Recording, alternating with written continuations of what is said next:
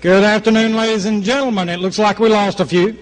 As you're getting seated and we're about to start, my name is Durwood Blanks. I'm a co-host for Spotlight on Spring Hill Radio on WAKM.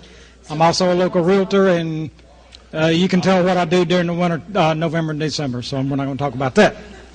But the earlier debate, while I've got a half a second, education came up a lot.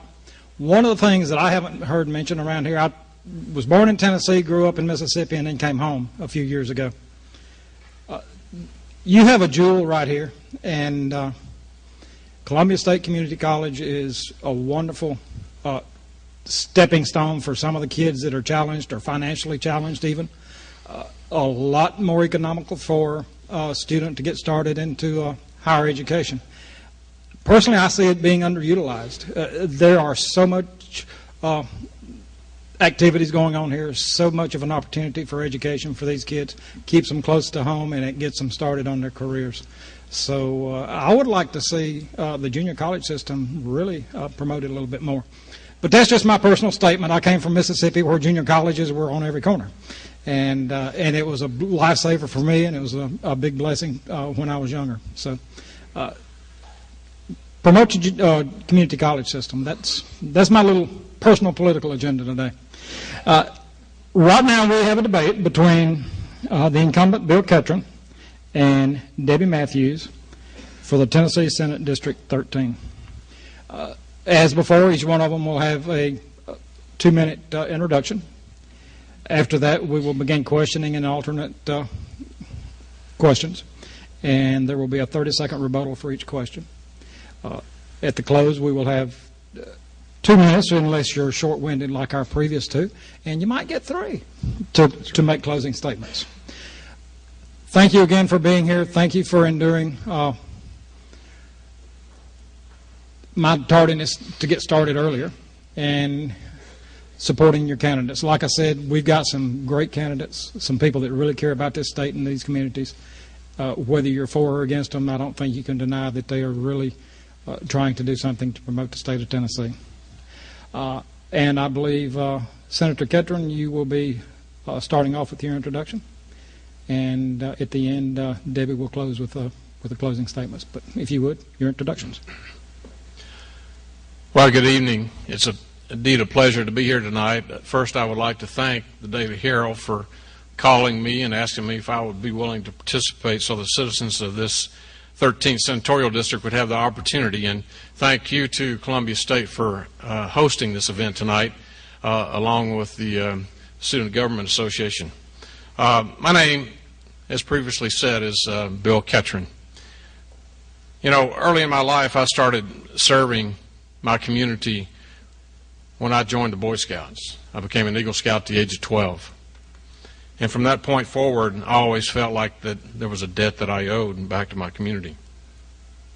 I'm currently a husband, a father, and a small business owner. And I work in a family business with 4 employees. But I know firsthand what it's like to run a business. And what we need is more small government in our business. Ronald Reagan said it best: government is not the solution, government is the problem. When I first ran in 2002, I ran on a no state income tax platform. It's beginning to raise its ugly head again because of the current budget situation that we're in and because of the economy. But how can our citizens pay more taxes when they are barely getting by today? I have worked with our Tennessee Economic Development to bring more jobs into our district. 1,200 new jobs at Nissan in Smyrna. The 480 at GM just announced last week. 380 at IB Tech in Mount Pleasant 2 weeks ago. And this is why I've been endorsed by the NFIB, National Federation of Independent Business. I've also fought to save the jobs of the dairy herd in Lewisburg, which were going to be moved and shut down after being created by Governor Horton in 1929. I worked to make sure that the budget accounted for Henry Horton State Park staying open at the restauant. Those were not big jobs, but they were 12 jobs in Marshall County that we made sure, because once those jobs left, then it would affect the lodging Senator, portion. we're out of time. Thank you. Debbie. Good evening, everyone. My name is Debbie Matthews. And first of all, again, I want to reiterate, thank you, the Daily Herald, for putting this on tonight. Thank you, Columbia State staff. And most of all, I look around this room of people I've grown up with, that I've spent life with, and I want to thank you all for taking your time tonight to be here. This is important, and your love for your community is showing, and that's a great thing. My name is Debbie Matthews. I am a proud daughter of Tennessee, and I am a proud daughter of Maury County. I was born in Maury Regional Hospital in 1964. I hate to show my age, but that's it. I was born the daughter of French and Beverly Chapman, most of you all knew and were friends with. I graduated from Columbia Central High School, and I went on to David Lipscomb University, where I graduated there with honors. I am a member of the Church of Christ, and I am, too, a small business owner. My husband and I own a small business. We're in the country music field, which is the greatest Tennessee product exported every day of the year, which I'm proud to be a part of that. I currently serve on the City Council here in Columbia for Ward 2, and I want to tell you all thank you for allowing me to do that. It's the proudest endeavor I've ever had the opportunity to partake in, and I'm proud to serve you.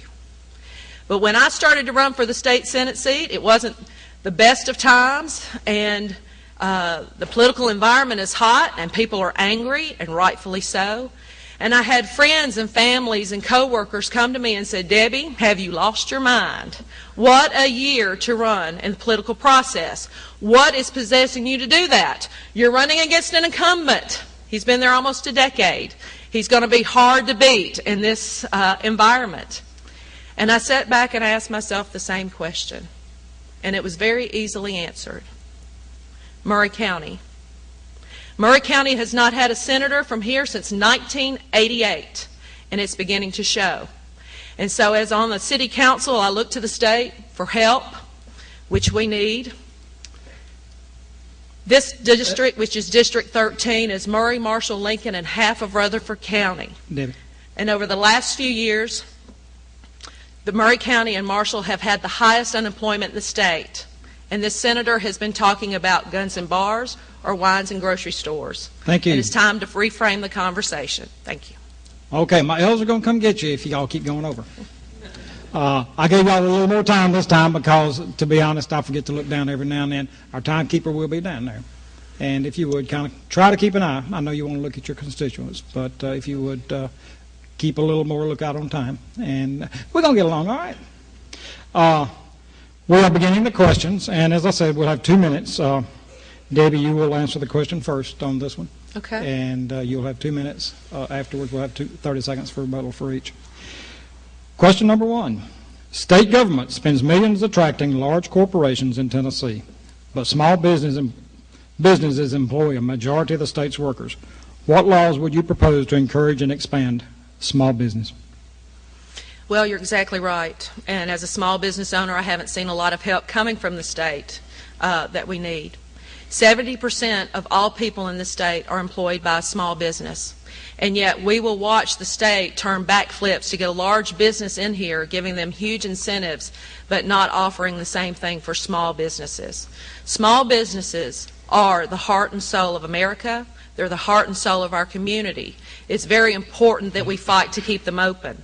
So not only would I like to see small business incentives take place, I would like to see existing businesses being given incentives to be able to stay in communities.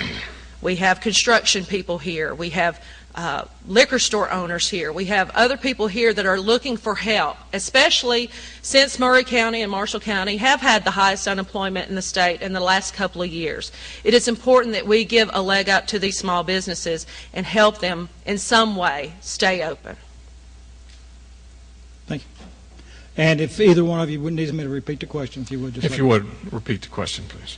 State government spends millions attracting large corporations to Tennessee, but small business employ a majority of the state's workers. What laws would you propose to encourage and expand small business? Well, as I stated in my opening remarks, I have been endorsed by the NFIB, National Federation of Independent Business, and they believe in the record. I think I'm the only legislator in the state Senate that has 100% voting record for independent businesses and small businesses in our state. I've been working with a company who, he's a small business, but he has great ideas. He is trying to bring business back from China. We have seen, just like in Lewisburg, just like here, we have seen our businesses and our jobs leave our state. We have got to be working to bring those businesses back here to employ those people who have been laid off. With unemployment as high as 18.9% in Marshall County, we've got to work day in and day out to bring those jobs back into our community. This gentleman is working to bring LED lights back from China that will employ people, that will bring new jobs back here. Why let those jobs go to China? Why not bring them right here? We have a trained workforce right now with GM. A lot of those employees are idle. They do the same thing. They pull wires. They work with metal. It's the same type of thing. We just redirect them in those areas to bring in small businesses. Tennessee Tinvesco was a bill that was supported by both House and Senate this past year to bring new dollars from capital venture firms that backs it with the state investments, that allows those capital venture firms, just like banks, because banks are not loaning money today. They've taken all the stimulus money from Washington and locked it down, and they're not giving loans to anyone. So that's what they're doing. And the Tinvesco companies, there have been 10 companies approved across the state that will be allowed to work with small entrepreneurial businesses. Thank you. Yes, Bill is right. We have to compete. And it comes down to education and bringing incentives to make Tennessee the best place to put an industry. We need to keep taxes low, and we need to give incentives to get people here. We have an opportunity, because unemployment has been so bad in the state of Tennessee, that we now can be whatever we want to be. Green energy, Middle Tennessee jobs, Middle Tennessee with this workforce, we should be the economic engine for the rest of the state. Thank you. To the point where we can eventually tell Iran where to stick their oil. Thank you. Bill, any rebuttal? No. Thank you. Senator Ketron, you answer this first, please. Tennessee has been fighting revenue shortfalls for several years. Under what circumstances would you raise state taxes? If you would not raise taxes, what specific cuts would you make to balance the state budget? 2 years ago, we were flush with cash. Over the last 2 years, when the economy started tanking, is when we started seeing our revenue decline. Folks, we've got to retool and rethink the way that we operate state government today. Unlike any other time in the history of our state, we've got to start thinking out of the box of how we retool and rethink. If it means downsizing government, department by department, that's what has to happen. I'll give you a classic example of a bill that I carried 2 years ago. This bill combined the Ethics Commission and the Election Registry Commission. Why have two directors of both